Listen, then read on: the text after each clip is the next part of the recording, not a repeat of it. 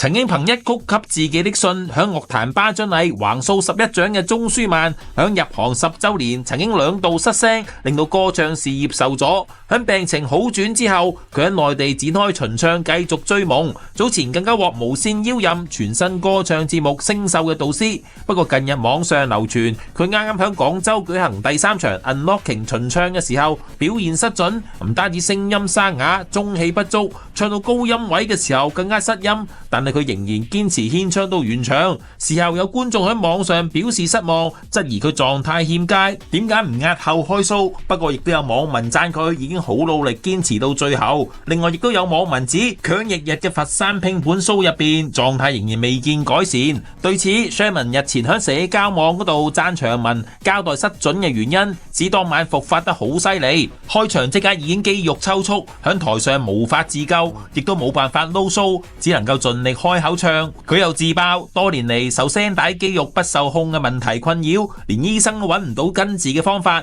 嚴重嘅時候更加會呼吸困難，甚至不能夠言語，同朋友開心傾偈都會病發，令佢十分之無助。對於網民指責唱成咁都照開 show， 佢解釋佢曾經多次以為自己已經好返，點知道類似嘅症狀都係再出現。佢強調已經非常之努力去醫病，每次接工作都需要勇氣去克服。佢又否白呢啲係作為歌手嘅痛苦，佢亦理解唔喜歡佢嘅人，並且向觀眾表示歉意。Sherman 接受訪問嘅時候坦言曾經想過放棄做歌手，但係諗到真正放棄先至係失敗者。問佢病源係咪同壓力有關，佢就話唔係全部，因為揾唔到原因。問佢堅持商演係咪為咗生計，佢就話呢個年代用夢想維持生計嘅人唔多，但係佢係夢想第一，生計第二嘅。現時唯一嘅方法就係面對同埋戰勝佢。而同 Sherman 份熟好友，亦都曾經受聲帶問題困擾嘅衛蘭，同日喺廈門舉行第4場巡唱，更加連唱28首經典歌曲，仲越唱越強。